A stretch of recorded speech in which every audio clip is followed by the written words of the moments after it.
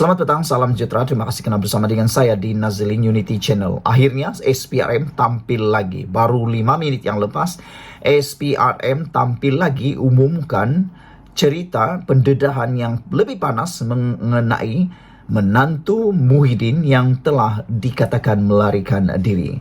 Perkara ini saya yakin anda tak pernah tahu dan wajib beritahu kepada rakan-rakan anda.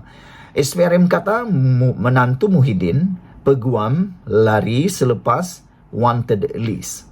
Rupa-rupanya betullah SPRM kata peguam dan juga menantu Muhyiddin sudah lari selepas disenarai wanted list. Ini yang berlaku rupa-rupanya. Jadi ramai antara kita tidak tahu rupa-rupanya mereka telah pun disenarai wanted list.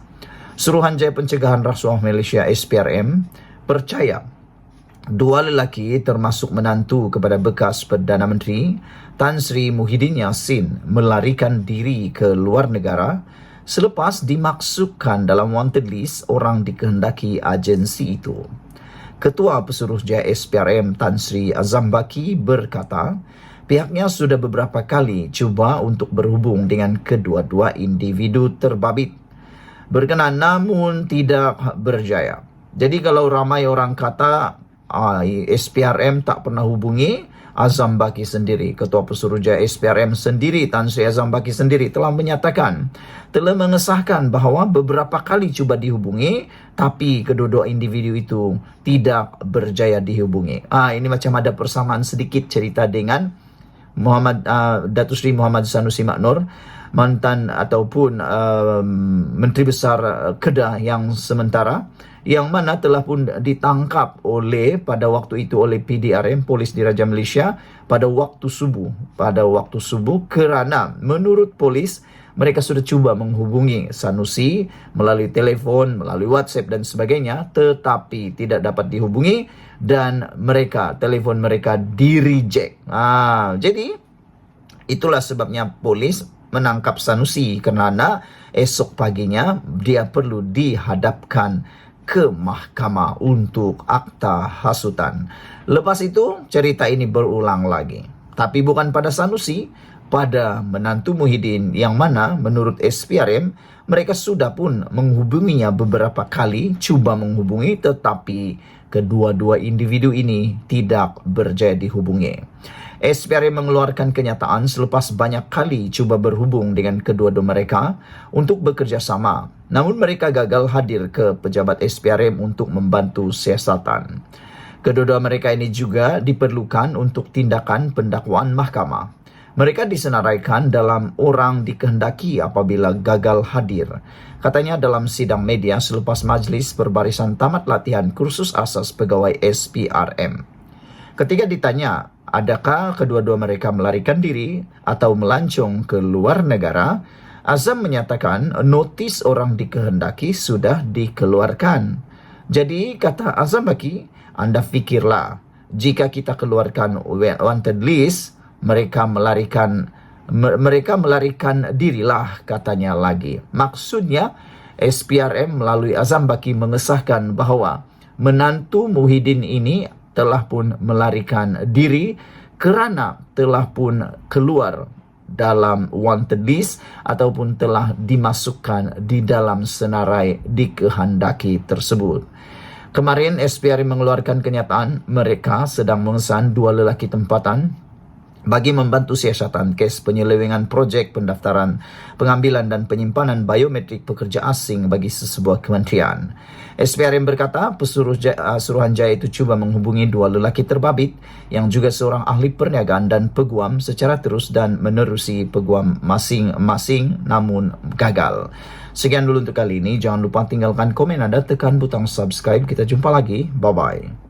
Selamat petang, salam sejahtera. Terima kasih kerana bersama dengan saya di Nazilin Unity Channel. Saudara-saudara sekalian, ini satu pendedahan yang paling luar biasa sekali daripada Anwar Ibrahim.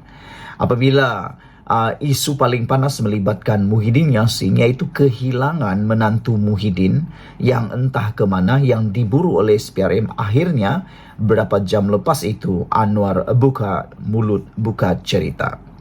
Anwar kata, kepada Muhyiddin, kamu ditonjolkan calon Perdana Menteri, tapi menantu diburu SPRM. Betul lah kan? Nak jadi Perdana Menteri, tapi menantu pula melanggar undang-undang, tak datang dipanggil SPRM, kini diburu oleh SPRM. Itu komen terkini Anwar Ibrahim. Perdana Menteri Datuk Seri Anwar Ibrahim berkata beliau akan memastikan siapa sahaja yang menyalahgunakan kuasa dan kedudukan termasuk mempunyai pertalian kekeluargaan dengan individu berpengaruh bagi mencuri hak rakyat terus dikejar, ditangkap, didakwa seterusnya dipenjarakan. Tanpa secara jelas merujuk perkara itu kepada sesiapa, namun ia dipercayai merujuk kepada menantu bekas Perdana Menteri Tan Sri Muhyiddin Yassin, yaitu Datuk Muhammad Adlan Berhan, 48 tahun yang kini diburu Suruhanjaya Pencegahan Rasuah Malaysia SPRM bersama seorang lagi individu seperti dilaporkan media semalam. Sekarang ini pula bila SPRM cari, dia lari ke negara, luar negara, yaitu seorang adalah menantu kepada mantan Perdana Menteri.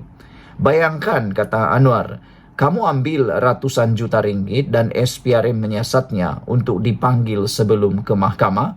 Kemudian kamu guna wang untuk lari. Dan sementara keluarga kamu ditonjolkan pula sebagai calon Perdana Menteri Perikatan Nasional, kata Anwar Ibrahim. Wah, ini memang sesuatu perkara yang boleh kita fikirkan, boleh kita kongsikan bersama kepada rakan-rakan untuk kita fikirkan sejenak dengan pikiran yang waras. Anwar Ibrahim kata, bayangkan kamu ambil ratusan juta ringgit dan SPRM menyiasatnya untuk panggil sebelum ke mahkamah, kemudian kamu guna wang untuk lari, dan sementara keluarga kamu pula ditonjolkan sebagai calon Perdana Menteri Perikatan Nasional. Sebab itu, kata Anwar, sebab itu saya kata, masa ada kuasa kamu ambil tanah, balak, nadir bumi, kamu curi saham, kamu ambil kontrak, rundingan terus, kamu ambil hak rakyat. Saya tidak ada hak, maafkan, dan saya akan kejar kamu, tangkap, dakwa, dan masukkan ke dalam penjara, kata Anwar Ibrahim ketika berucap di hadapan ribuan hadirin, ketika berucap merasmikan Majlis Sentuhan Agro Madani peringkat negeri Perak di sini hari ini. Hadir sama Menteri Pertanian dan Keterjaminan Makanan Datuk Seri Muhammad Sabu dan Menteri Besar Perak Datuk Seri Saharani Muhammad. Semalam, media melaporkan SPRM sedang mengesan dua lelaki tempatan termasuk Muhammad Adlan yang juga seorang ahli perniagaan bagi membantu siasatan kes penyelewengan projek pendaftaran, pengambilan dan penyimpanan biometrik pekerja asing bagi sebuah kementerian. SPRM dalam kenyataannya berkata, pihaknya cuba menghubungi dua lelaki terbabit, termasuk seorang peguam bernama Mansur Saad, 69 tahun, secara terus dan menerusi peguam masing-masing, namun kedua-dua mereka enggan tampil memberi kerjasama. Ini satu pendedahan dan jawapan apabila Anwar Ibrahim buka cerita saja tentang ini, memang kita semua terkejut dan berpikir sejenak. Kata Anwar Ibrahim, kamu ditonjolkan calon Perdana Menteri, tapi menantu diburu SPRM.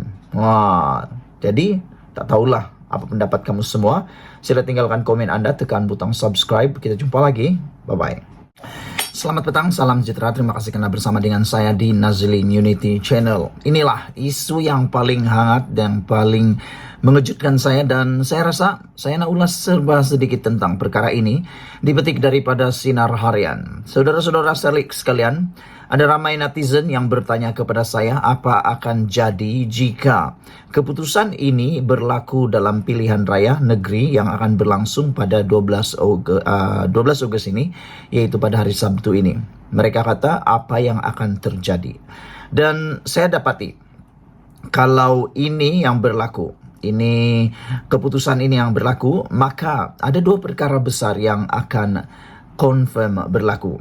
Dan disokong pula oleh satu laporan di Sinar Harian yang mempunyai pendapat yang sama dengan saya, yaitu seorang penganalisis politik mengatakan bahawa Bersatu dan juga PAS akan retak jika mereka gagal. Jika Pakatan Gabungan Perikatan Nasional gagal dalam pilihan raya negeri itu. Dan sekarang ini menurut daripada beberapa laporan media dan juga beberapa kajian yang telah dilaporkan, dikatakan bahwa hampir pasti Pakatan Kerajaan, yaitu Kerajaan Perpaduan, akan menang 4-2 di dalam PRN akan datang ini. Dan menurut laporan itu, yang dikatakan menjadi 4 itu ialah Kedah.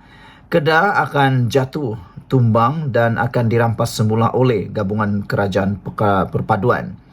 Walau bagaimanapun, ada juga yang mengatakan bahwa mereka ataupun Kerajaan Perpaduan akan menang 5-1 dan kerajaan yang akan tumbang ialah di Terengganu, yang mana akan berjaya dirampas. Kerana menurut penganalisis politik, Kerajaan Terengganu adalah contoh kerajaan yang mudah swing, boleh berubah pada bila-bila waktu, dan juga dilihat bahwa rakyat Terengganu sudah mula perasan dan mula menyedari mereka tertinggal banyak di belakang berbanding negeri-negeri yang lain, dan mereka mahu menuntut kemajuan yang sama rata dengan negeri-negeri yang lain, khususnya seperti Selangor dan Pulau Pinang, begitu juga dengan Negeri Sembilan.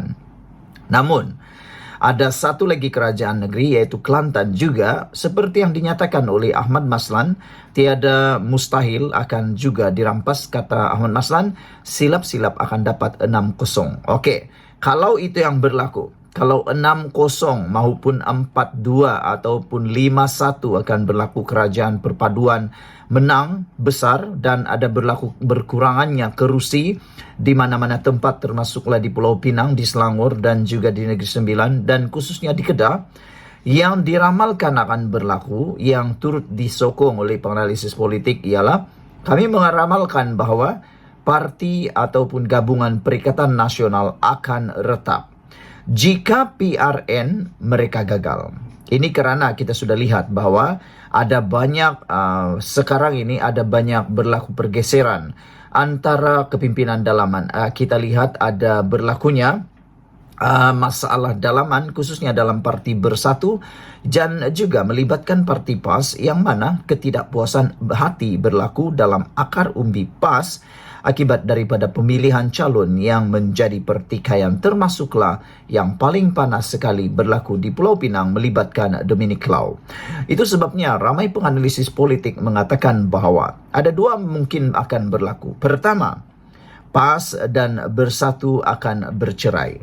Dan mereka kata, dan kami juga dapat melihat, PAS bukan tidak biasa meninggalkan pakatan. Mereka sudah banyak kali meninggalkan pakatan-pakatan. Bermula daripada Pakatan Rakyat, kemudian Muafakat Nasional, kemudiannya mereka meninggalkan Muafakat Nasional, meninggalkan UMNO, dan juga UMNO pun bercerai dengan PAS dan akhirnya sekarang berada pula dalam Perikatan Nasional. Tidak mustahil mereka akan tinggalkan Perikatan Nasional. Itu akan berlaku yang pertama. Yang kedua, mungkin akan ada tuntutan daripada Parti Bersatu, daripada akar umbi maupun daripada mana-mana parti komponen untuk meminta beberapa presiden akan letak jawatan. Antara presiden yang diramal akan disuruh, yang dijangka akan diminta untuk letak jawatan ialah Presiden PAS sendiri, iaitu Hadi Awang, yang mana telah pun membuat beberapa keputusan yang dianggap kesilapan, antaranya tidak mencalonkan anak Nik Aziz. Tidak mencalonkan anak Nik Aziz melalui Parti PAS. Dan selain daripada itu, Parti Gerakan juga, iaitu Dominic Lau, dilihat sebagai presiden yang lemah apabila dapat dilihat beliau tidak dijemput, ataupun ada yang kata ditulis dalam laporan media, dihalau dalam kempen Perikatan Nasional PNBes di Pulau Pinang. Jadi ada ramai mengatakan Dominic Lau adalah presiden yang lemah. Jadi sebabnya mungkin ada kepimpinan dalam parti komponen itu, yaitu Parti Gerakan juga akan menuntut supaya presiden itu letak jawatan. Dan besar kemungkinan Dominic Lau mungkin akan kalah di bayan lepas kerana pertama, mereka kekurangan sokongan daripada PAS yang merupakan mempunyai jentera paling kuat, yang mana ketua penerangan PAS di bayan lepas dan pula Pulau Pinang telah pun meminta supaya Dominic Lau menggunakan jentera parti sendiri untuk berkempen di kawasan tersebut, karena menurut beliau PAS pun tidak cukup tangan untuk membantu PAS, apalagi nak bantu lain, kata beliau. Jadi sebab itulah mungkin Dominic Lau akan kalah dan tidak akan ada tidak akan ada kerusi, dan mungkin akan dipecat daripada gerakan. Dan yang paling panas sekali ialah tuntutan mungkin akan menyebabkan kalau Bersatu kalah teruk di dalam PRN ini, ada kemungkinan ada tuntutan Muhyiddin diarah letak jawatan, diarah undur diri kerana beliau kini terpalit dengan begitu beberapa kes ke mahkamah, kluster mahkamah, dan sebenarnya tidak dapat dinafikan menjadi liability kepada Parti Bersatu itu sendiri. Selain daripada itu, kes yang terkini melibatkan menantu Muhyiddin juga kini tersebar luas, menyebabkan orang yang ada di atas pagar, para pengundi di atas pagar, mula memikirkan dan mula mengalihkan sokongan kepada parti kerajaan, yaitu Kerajaan Perpaduan. Jadi, mungkinkah selepas PRN ini Muhyiddin akan letak jawatan dan akan dipecat? Itu semua bergantung kepada keputusan pilihan raya yang akan diadakan pada 12 Ogos ini. Sebelum kita berpisah, saya mohon bantuan daripada anda untuk meninggalkan komen anda. Apakah pendapat anda sekiranya PRN nanti gerakan ataupun parti gabungan Perikatan Nasional kalah teruk? Pada pendapat anda, apa yang akan jadi? Saya sudah berikan buah fikiran saya, yaitu mungkin PAS dan Bersatu akan bercerai lagi, ataupun Perikatan Nasional akan bubar. Yang kedua, mungkin akan Bersatu akan menyertai Kerajaan Perpaduan dan bermaaf-maafan. Yang ketiga, beberapa orang presiden mungkin akan letak jawatan atau dipaksa letak jawatan. Dan yang paling teruk sekali, mungkinkah Muhyiddin akan digantikan sebagai pengerusi Perikatan Nasional dan digantikan oleh orang daripada PAS. Sekian dulu untuk kali ini. Jangan lupa tinggalkan komen anda, tekan butang subscribe. Kita jumpa lagi. Bye-bye. Selamat pagi, salam sejahtera. Terima kasih kerana bersama dengan saya di Nazilin Unity Channel. Rupa-rupanya ini sebabnya Perikatan Nasional meletakkan calon-calon yang tiada kualiti, lemah. Sebelum kita teruskan ulasan kali ini, jangan lupa tinggalkan komen anda, tekan butang subscribe. Ada netizen ketika melihat laporan ini, mereka mengatakan memang confirm lah apa yang dikatakan oleh Amiruddin Syarif semalam, bahawa PRN Selangor, PHBN sudah mendapat majoriti muda. Walaupun belum lagi bertanding, belum lagi mengundi, Amiruddin sudah mengatakan, sudah melihat keputusan majoriti muda sudah diperoleh. Cuma tinggal tunggu sahaja diumumkan, dan yang lebih penting, kata Amiruddin, mereka sedang menuju kepada usaha mau dapatkan 2/3 kerusi di Dewan Undangan Negeri Selangor. Namun ini satu lagi pendedahan yang paling panas dan pasti mengejutkan Azmin Ali. Perikatan Nasional tiada pilihan selain letak calon lemah, kata penganalisis. Itu sebabnya ada pergolakan dalaman sedang berlaku, pergolakan yang sangat besar sedang berlaku berkaitan dengan kes peletakan calon yang mana membabitkan beberapa nama besar, menimbulkan rasa tidak puas hati dalam akar umbi Bersatu, dan telah pun mencetuskan pelbagai kejadian yang tidak diingini oleh Muhyiddin, antaranya peletakan jawatan dan juga keluar parti oleh ahli-ahli Bersatu. Awang Azman Awang Pawi berkata, keputusan Perikatan Nasional tidak meletakkan calon yang sealiran dengan kem Azmin Ali boleh memakan diri. Perikatan Nasional PN mungkin tiada pilihan selain meletakkan calon yang sealiran dengan Azmin Ali, walaupun menunjukkan prestasi buruk pada PRU 15, kata seorang penganalisis. Awang Azman Pawi daripada Universiti Malaya berkata, keputusan gabungan itu tidak memilih calon tertentu, mungkin akan membunuh diri. Parti itu mungkin cuba mengelak pemberontakan dari kem Azmin, katanya kepada FMT. Sebab itu, PN bergantung kepada Azmin. Dr. Afif Bahrudin dan Rina Harun antara lain untuk mencapai kemenangan buat mereka. Walaupun orang dalam PN menganggap mereka calon tidak sesuai. Awang Azman berkata calon-calon ini mungkin berada dalam kedudukan lebih baik untuk bertanding disebabkan pengalaman dan sumber keuangan mereka berbanding seseorang yang kurang mantap. Pada 1 Ogos, ahli Majlis Pimpinan Tertinggi Bersatu, Muhammad Faiz Naman, mempersoalkan mengapa parti itu mencalonkan mereka yang tewas pada PRU15 sebagai calon PRN. Ini termasuk Azmin Ali yang bertanding di Hulu Kelang, Rina Harun, Batu Tiga, Syasha Laina, Abdul Latif, Bukit Antara Bangsa, dan Dr. Afif Bahrudin, Taman Medan, yang semua disifatkannya sebagai lemah kerana ditolak oleh rakyat. Azmi Hasan daripada Akademi Nusantara berkata, sokongan Melayu amat penting untuk PN jika mau merampas Selangor daripada Pakatan Harapan PH. Pemilihan calon yang tepat amat penting di sini kerana pengundi Melayu mudah terpengaruh dengan isu sensitif. Jadi ia akan memainkan peranannya terutama apabila pengundi Melayu adalah majoriti di kawasan pilihan raya. Katanya secara tradisi pengundi Melayu di Selangor Utara tidak menyokong PN dan salah memilih calon boleh meredam peluang gabungan itu untuk merampas negeri itu daripada PH. Di sinilah pengundi Melayu mereka adalah majoriti.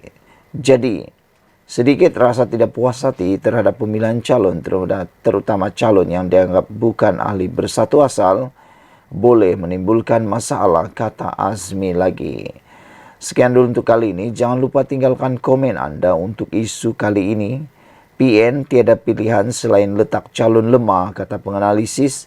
Beliau merujuk kepada kem Azmin Ali yang mengatakan bahawa Perikatan Nasional mungkin tiada pilihan selain meletakkan calon yang sealiran dengan Azmin Ali walaupun menunjukkan prestasi buruk pada PRU15. Kata seorang penganalisis, Awang Azman mengatakan keputusan gabungan itu tidak memilih calon tertentu mungkin akan memakan diri. Sekian dulu untuk kali ini. Jangan lupa tinggalkan komen anda, tekan butang subscribe. Kita jumpa lagi. Bye-bye.